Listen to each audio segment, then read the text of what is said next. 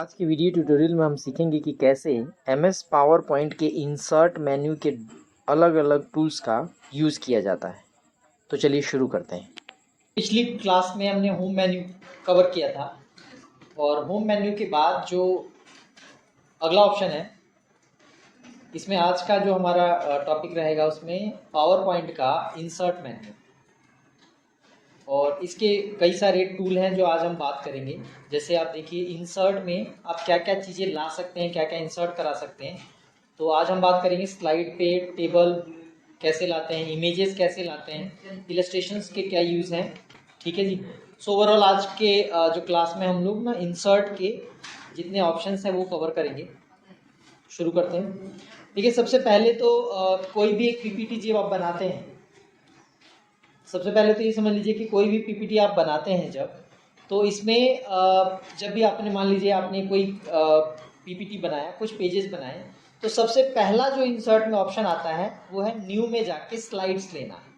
कई और दूसरे तरीके हैं लाने के पेजेस के, बट यहाँ पर आप जो ऑप्शन दिया हुआ आप किसी पे भी क्लिक कर लीजिए। मान लीजिए आप ब्लैंक लेना चाहते हैं, आप ब्लैंक पे क्लिक कर दीजिए। और ऑप्शन क्या है, जैसे आपने यहाँ पे रखा, एंटर बटन दबाया तो भी आपका ये हो जाता है। एक ऑप्शन और है, जिसे आप यहाँ पे कंट्रोल दबाकर या फिर ऐसे भी राइट क्लिक करके भी आप न्यू स्लाइड ले सकते हैं। तो बहुत सारे अलग अलग तरीके हैं जिससे आप इंसर्ट करा सकते हैं।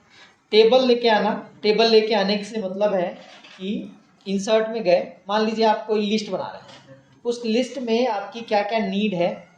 जैसे आपने कहा कि नाम होगा, एड्रेस होगा, फ़ोन नंबर होगा, और मान लीजिए शुरू में आप रोल नंबर भी डालना चाहते हैं।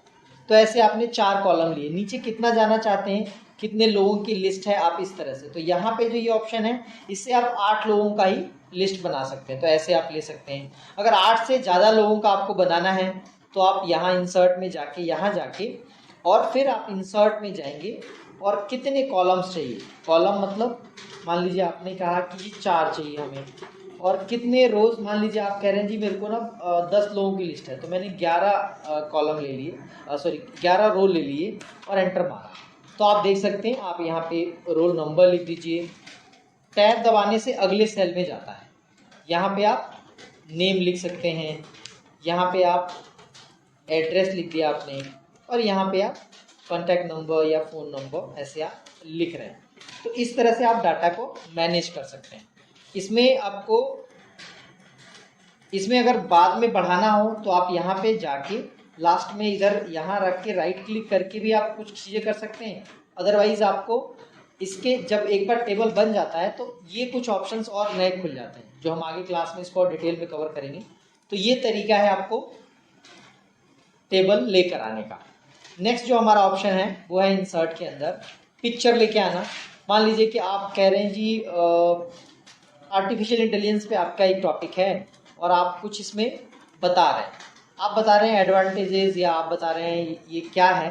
साथ साथ आपको इसमें कोई अगर एक फ़ोटो डालना चाहते हैं तो आप टेक्स्ट को अपनी जगह देने के बाद आप यहाँ पे कहीं कोई इमेज लाना चाहते हैं तो आपको इंसर्ट में जाकर पिक्चर में जाना है, और इसमें कई ऑप्शंस आते हैं, दिस डिवाइस, स्टॉक इमेजेस या ऑनलाइन पिक्चर्स। मैं कह रहा हूँ जी मैंने डाउनलोड किया हुआ है, अपने इस कंप्यूटर में रखा हुआ है, वहाँ से मैं लेना है तो दिस डिवाइस पे जाएंगे, और जहाँ पे भी जैसे पिक्चर में आपकी इमेज है तो पिक्चर में आप गए और वहाँ से आपने इंसर्ट करा। जब आप इंसर्ट करा लेते हैं देन इसके एक कॉर्नर से पकड़कर इसको एडजस्ट किया जाता है। इसको आप जहाँ पे भी रखना चाहें वो आप रख सकते हैं। तो ये एक तरीका है। दूसरा तरीका ये है कि अगर आप इमेज लाना चाहते हैं तो इंसर्ट में जाके, पिक्चर में जाके आप ऑनलाइन इमेजेस से ले सकते हैं। आप ऑनलाइन डायरेक्टली आप किसी वेबसाइट पे जाइए और वहाँ से आप ले सकते हैं। जैसे आप यहाँ पे आए, आपने कहा AI इमेज और आपने एंटर मारा, फिर जो भी आपको इमेज ठीक लगती है यहाँ से, मान लीजिए मुझे ये वाली इमेज ठीक लगी तो मैंने इंसर्ट करा, तो डायरेक्टली ऑनलाइन से सीधा वो हमारे इस फाइल के अंदर इंसर्ट हो जाती है। ये ऑप्शन है आपका पिक्चर लेकर आने का। बाद में इसकी आप प्लेसमेंट वगैरह कर सकते हैं। नेक्स्ट ऑप्शन है हमारे पास इसी तरह से, वो है इंसर्ट के अंदर स्क्रीनशॉट लेना। स्क्रीनशॉट कि आप जो ये बनाया आपने, मान लीजिए आपने जो ये बनाया, इस पूरे पेज को स्क्रीनशॉट लेना चाहते हैं, तो इसके लिए क्या करेंगे आप आप यहाँ पे जाइए, इस पर क्लिक करिए और जैसा आपको चाहिए, मतलब पूरे का चाहिए या क्या चाहिए आपको, स्क्रीन क्लिपिंग पे जाएं और आप ऑटोमेटिकली आप वो देख लीजिए कि कितना करना है। आप मान लीजिए मुझे ऐसे स्क्रीन पूरे का लेना है तो आप ऐसे करेंगे, आ जाएगा इस तरह का। ये आप जैसे स्क्रीन करेंगे वो स्क्रीनशॉट लेकर और यहाँ पे आपको दे देगा। मतलब सिर्फ स्क्रीनशॉट नहीं लिया उसने, बाकायदा वो उसको एक इमेज बनाया और आपके पेज के ऊपर दे दिया। एक बार और देख सकते हैं, मान लीजिए ये है, यहाँ पे इंसर्ट में जाइए, स्क्रीनशॉट में आप गए, आप चाहते हैं इमेजेस का स्क्रीनशॉट लेना, तो देखिए ऑटोमेटिकली वो स्क्रीनशॉट भी लिया और इंसर्ट करा। स्क्रीनशॉट लेकर इंसर्ट कराना, स्क्रीनशॉट इंसर्ट कराना, ये ऑप्शन है। Album, photo album. Photo album में क्या है, फोटो एल्बम में क्या है कि यहाँ पे जाइए, न्यू फोटो एल्बम, यानी कि जो इसमें थोड़ा सा एक नया शुरू हो जाता है। यानी आप यहाँ जाएंगे, न्यू फोटो एल्बम पे क्लिक किया, आप फाइल पे गए और फिर आपने जितनी भी इमेजेस आपने रखी हुई हैं, जो आपके पास इमेजेस हैं, मान लीजिए मेरे पास तो एक ही है, मैं कंट्रोल-C कंट्रोल-V कर दिया मान लीजिए, ऐसे आपको 10-15 जितनी भी हैं आपने शिफ्ट के साथ सेलेक्ट किया, इंसर्ट कराएंगे और उसके बाद जब इंसर्ट कराएंगे तो कुछ इसकी सेटिंग्स होती हैं जो आपको देख लेनी है कि भाई साइड से कैसा रहेगा, फिट होगा नहीं होगा, इसका फ्रेम कैसा होगा, थीम क्या होगा, ये सब सेटिंग करने के बाद आप अगर क्रिएट करेंगे ना तो एक नया फोटो एल्बम यानी नई फाइल, आपकी फाइल दूसरी है, आपके पास एक नई फाइल आ जाती है। तो ये नई फाइल मतलब आपका एक फ़ोटो एल्बम बन। तो ये ऑप्शन है आपका इंसर्ट के अंदर फ़ोटो एल्बम लेके आने का। एक होता है शेप्स लाना। शेप्स कैसे काम करता है देख लीजिए, यहाँ पे गए और जो भी शेप आपको लगता है, जैसे मान लीजिए मुझे ये ओवल बनाना है तो मैंने ऐसे खींचा और ड्रैग करके यहाँ रख दिया। अगर कोई और शेप चाहिए मुझे, मैं यहाँ पे जाता हूँ, मान लीजिए मुझे कोई एरो दिखाना है तो आप ये एरो का निशान ऐसे ला सकते हैं। तो इंसर्ट में जो शेप का मतलब कि जो भी अलग अलग शेप्स हैं, उन शेप्स को बस आपको क्लिक करना है और उसको ला के यूज़ कर देना है। बाद में इन शेप्स को आप अपने हिसाब से भी कुछ चीज़ों में चेंजेस कर सकते हैं, वो इस तरह से होता है। आप इनको कलर वगैरह देना, ये सब आपको यहाँ पे शेप के इफ़ेक्ट्स वगैरह में मिल जाते हैं। तो ये एक टूल है।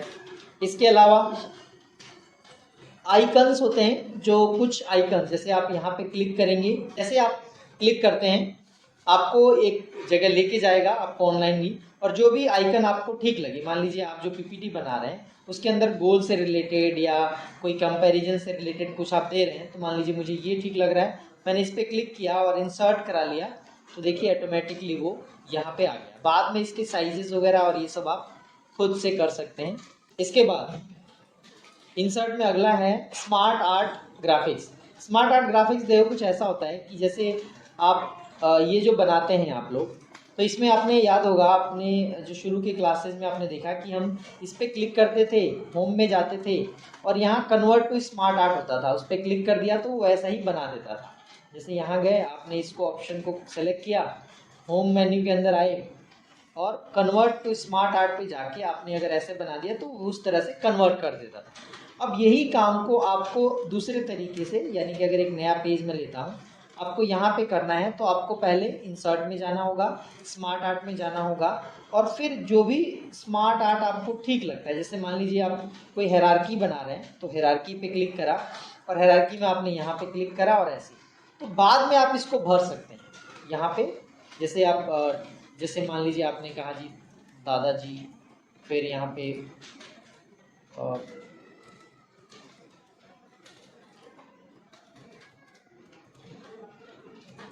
और इस तरह से अपनी फैमिली का ये बना सकते हैं। तो एक हायरार्की आप ऐसे इस तरह से बना सकते हैं और इसी तरह के बाकी ऑप्शंस भी हैं इसके।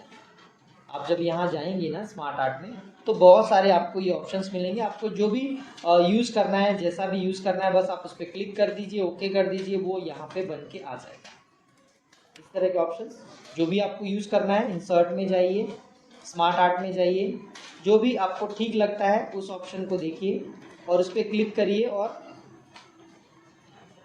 आप क्लिक करेंगे जैसे ही तो ये आ जाएगा। ठीक है जी, तो ये ऑप्शन है आपका इंसर्ट के अंदर स्मार्ट आर्ट।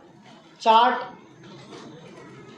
ऐसा होता है कि इसमें बहुत सारे चार्ट हैं, जैसे अगर आपको कुछ कंपैरिजन करना है अलग अलग चीज़ों का कंपैरिजन करना है तो इसमें बहुत सारे अलग अलग चार्ट्स होते हैं। जैसे एक का मैं बताता हूँ, जैसे कॉलम चार्ट है, आप इस पर क्लिक करिए और ओके कर देंगे तो इस तरह का एक चार्ट खुल के आ जाएगा और साथ में एक्सेल की एक फाइल खुलेगी जिसमें आप ये डाटा एंटर कर सकते हैं। जैसे अगर मैं कहूँ कि मान लीजिए कि आप कह रहे हैं कि यहाँ पे दिल्ली है,